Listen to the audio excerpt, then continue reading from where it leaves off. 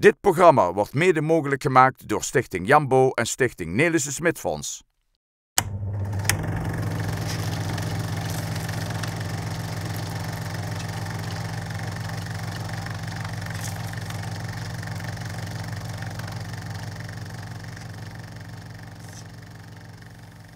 Ook de tweede aflevering van Venray van Toen in 2019 staat in het teken van SV Venray.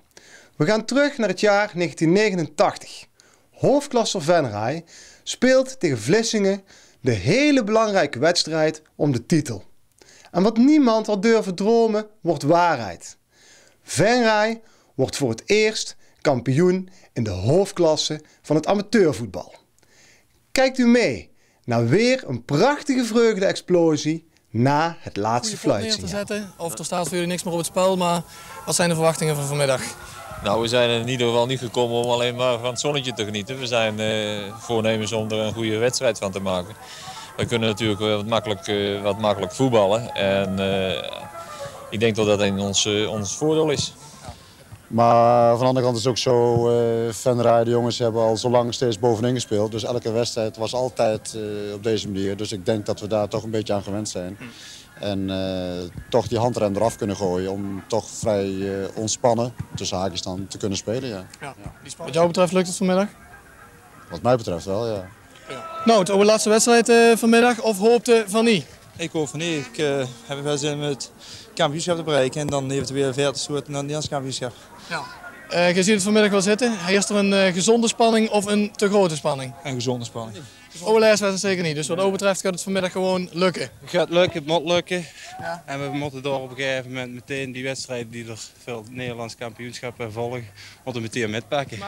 Sjaak, allereerst G aan het woord. Wat verwacht je ervan vanmiddag? Nou, de zaak is allemaal gezond gespannen, zoals het moet voor zo'n wedstrijd. Dus dat is toch wel iets extra's. Een uitslag? Ja, dat is natuurlijk altijd koffie, denk ik. Ik haal er op 2-1. 2-1, oké. Uitslag? Vraag me niet aan. En ik denk dat ze het moeilijk krijgen. Ja. Ik gok 1-1. Ja, Venray in nood.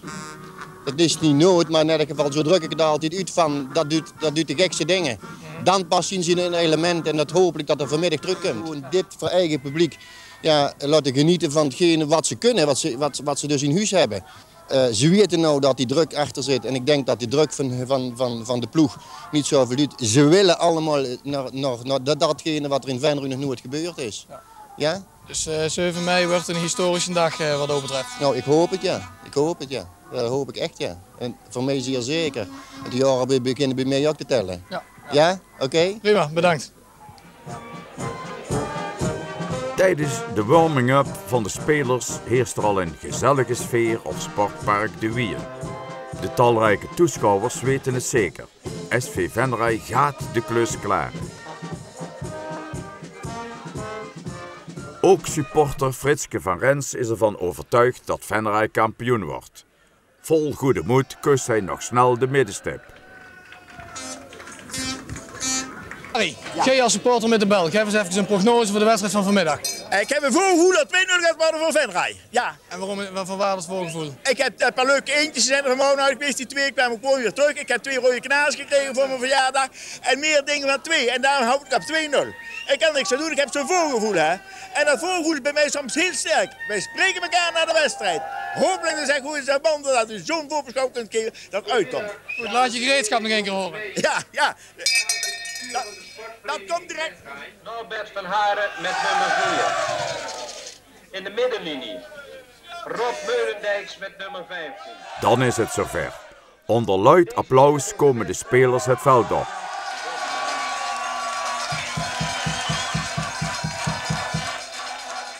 De scheidsrechter voor deze belangrijke wedstrijd is de heer Matt Kuipers.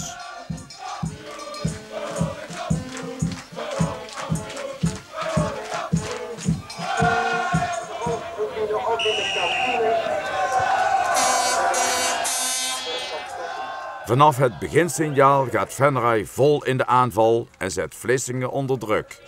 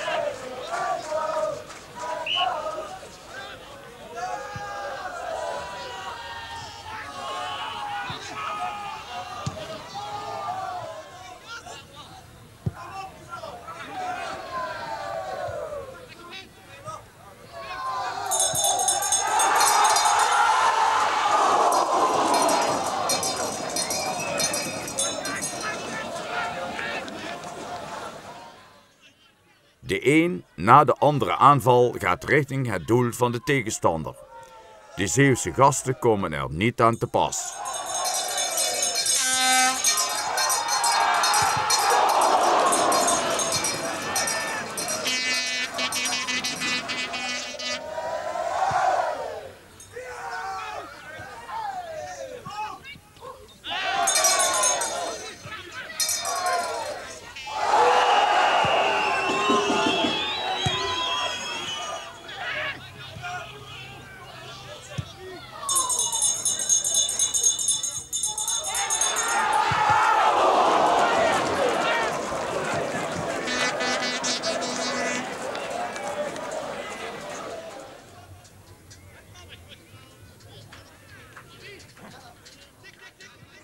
Na een aantal gemiste kansen scoort in de 13e minuut Leon Vivermans met een schitterende kopbal de 1-0.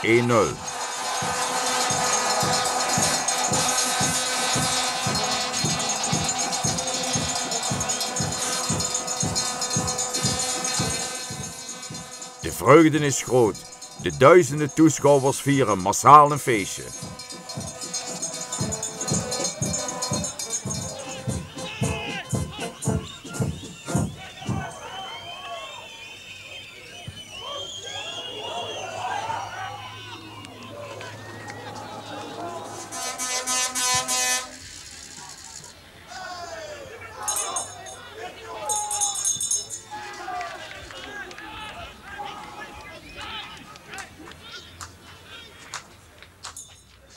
De ban is gebroken en zeker wanneer René van Dijk enkele minuten later de 2-0 scoort.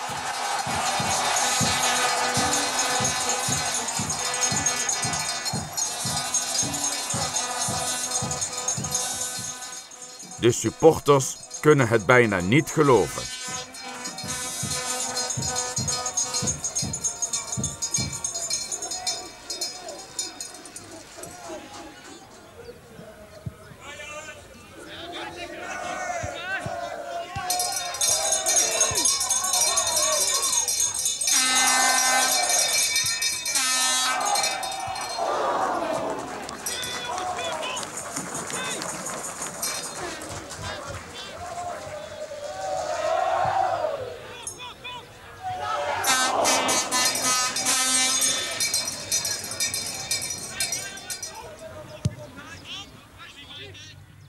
Gaandeweg de wedstrijd stelt Vlissingen niet veel meer voor. Toch is Venray op zijn hoede en blijft geconcentreerd voetballen.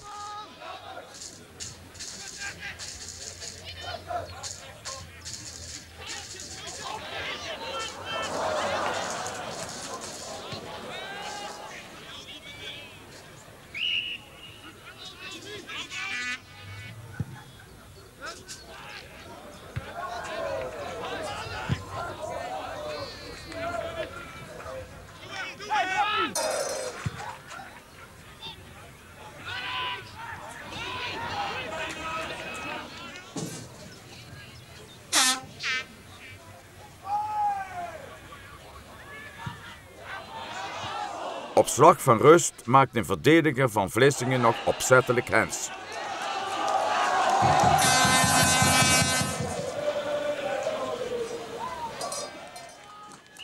De toegekende strafschop wordt feilloos ingeschoten door John Vivermans. Het is 3-0.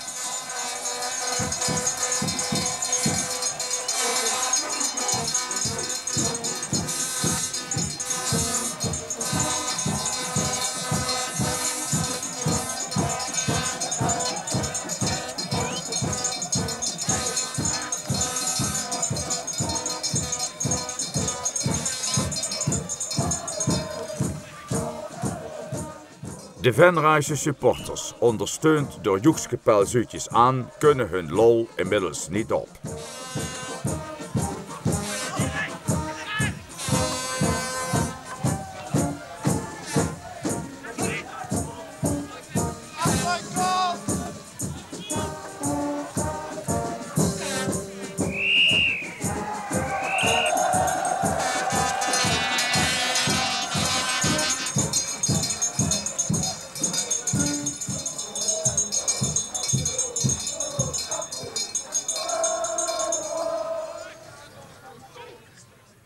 Na de pauze boet het zo leuk begonnen duel steeds meer aan kwaliteit, spanning en sensatie in.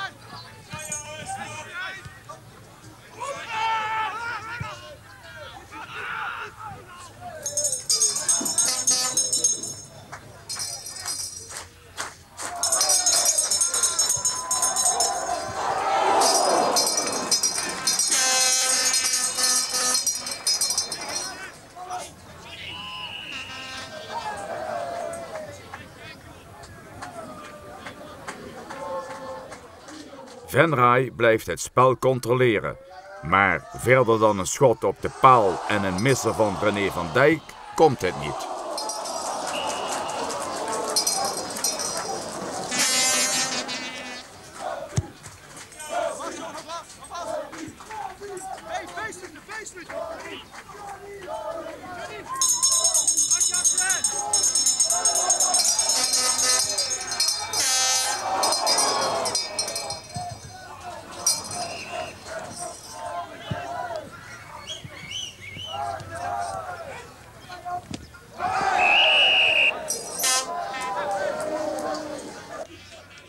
Een woordenwisseling tussen Vlissingen-trainer Jansen en arbiter Kuipers zorgt nog enigszins voor de broodnodige opwinding.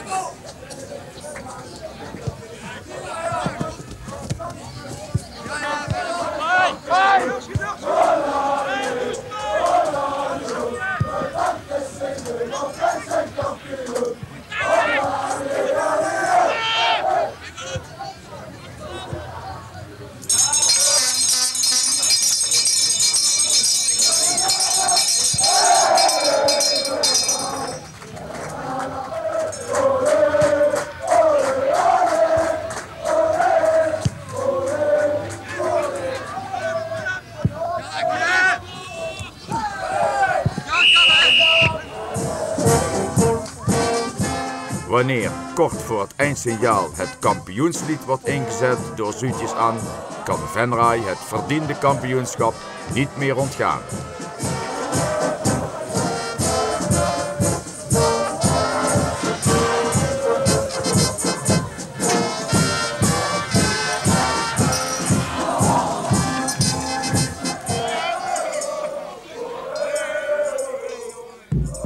Na het laatste fluitsignaal ontstaat er een spontane vreugde-explosie op en rond het veld.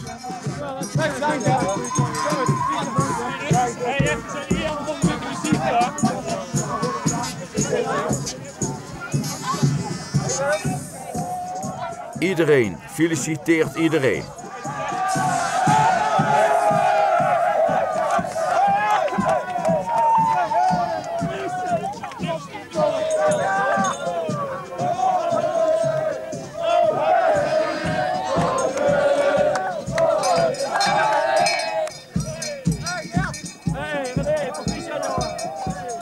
Pas op, pas op.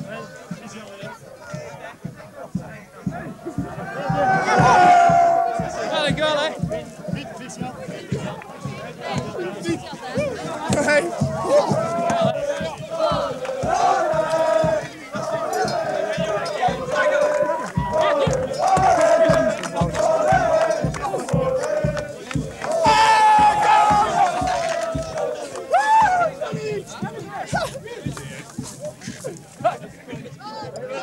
SV Venray als eerste Noord-Limburgse kampioen in de hoofdklasse van het amateurvoetbal is een feit. De bloemen en champagne kunnen uit de kast.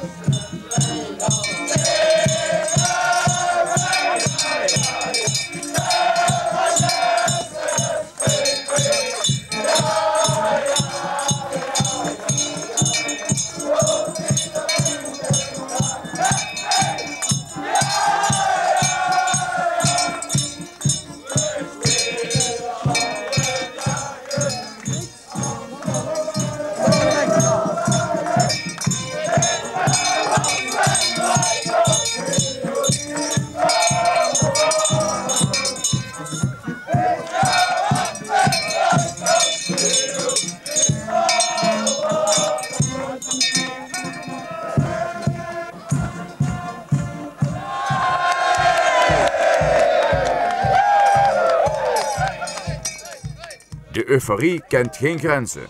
In de kleedkamer zingt men uit volle borst het clublied van SV Venray.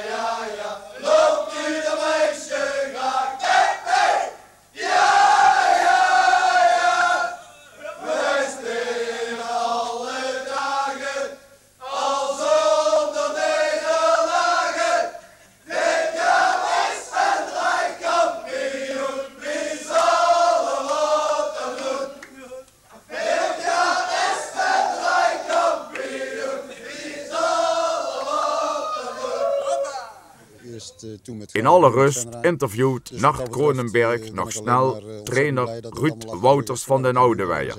Toch opgelucht, ondanks het feit dat je voor de wedstrijd optimistisch was, omdat de voorbereiding en zo perfect verlopen was? Ja, toch opgelucht. Kijk, op een gegeven moment zie je dat het grandioos goed loopt. Je krijgt de eerste 10 minuten krijg je 3 mogelijkheden om te scoren. En dan is het de kwestie van, ja, valt hij wel of valt hij niet. En toen dat doelpunt viel, overigens een schitterend doelpunt. Dan zie je dat het elftal vleugels krijgt en alle tactische beginselen goed onder de knie ineens gaat krijgen. En de zaak perfect uitspeelt. Het veld is goed, optimaal benut. Er zat veel beweging in het elftal. De lange passes kwamen allemaal aan. Kortom, het was wat ze de eerste helft hebben laten zien, was het grandioos goed. En dat geeft alleen maar, ja, als je dat zo ziet, denk je, nou, dat kan natuurlijk niet meer kapot gaan. Ook door het goede aanvalspel. Want telkens kwam er toch maar steeds eentje vrij bij die goal daar. Maar dat doelpunt hielp ons helemaal over de drempel heen. En toen kregen we, zou je kunnen zeggen, vleugels. En toen hebben we het eerste helft schitterend gevoetbald. De tweede helft was het, de bedoeling was om toch het initiatief te houden. En dan zie je dat je nog 2 mogelijkheden krijgt binnen 10 minuten om 4-5-0 zelfs te maken. Dat je vlak voor de rust 3-0 scoort door die handsbal. En dat was voor hun de genadeklap. Kijk, een stand van 2-1 of 3-0, dat zegt natuurlijk alles. Hè. Is er iets mooier dan thuis de laatste wedstrijd kampioen worden? Tuurlijk is dat mooier. Natuurlijk is het ook het allermooiste ook nog. Maar we hadden het al wat eerder afstand kunnen nemen. Maar dat is dan niet gebeurd en daar moeten we natuurlijk ook dan niet meer over zeuren. En dan is het heel fijn, ook voor de mensen hier, dat je zo'n wedstrijd eigenlijk afsluit. Piet Flipsen heeft enorm veel gedaan. Peter Koppers heeft ontzettend veel gedaan. Kortom, iedereen die daarbij betrokken was om dit elftal zo aan de start te krijgen, heeft zijn steentje bijgedragen. En je kunt het toch niet alleen doen, je moet toch in een team werken. En dat is goed op elkaar afgestemd. Vandaar dus dat de toekomst toch hoopvol eruit ziet voor ons. Venray waardig kampioen? Als je het hele seizoen altijd bij de eerste 2, eerste 3 staat en misschien wel een stuk of 17, 18 wedstrijden bovenaan staat. Met altijd weer die druk om te moeten. Je bent als koploper altijd de te kloppen ploeg. Dan vind ik dat Venray, zeker gezien wat ze vandaag ook hebben laten zien, de waardige kampioen is. Ja. Goed hè? Dat vindt ook scheidsrechter Matt Kuipers, die zijn laatste wedstrijd floot. Ik prijs me eigen dat ik dit hier bij Venray heb mogen meemaken. En ik besluit met de goede hoop en ook te zeggen dat ik hoop dat ze in de toekomst nog hoge ogen zullen gooien. En ik wens hun veel succes in de na-competitie van 88-89. Dank u wel.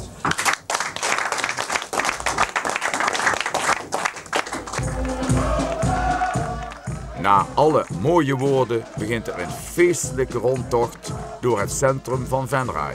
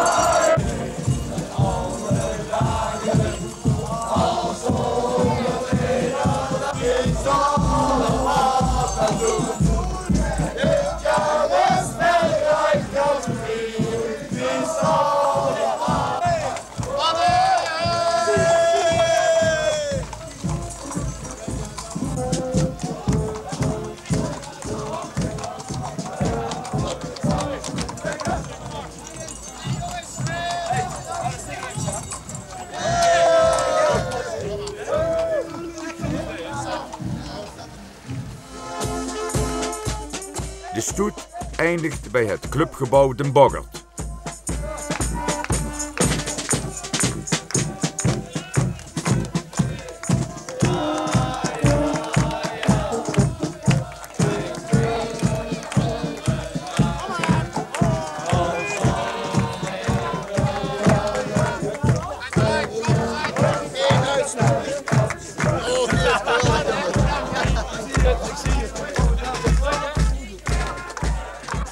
Supporters, vrienden en bekenden zijn in grote getalen aanwezig om alle spelers en staf persoonlijk te feliciteren met het behaalde kampioenschap.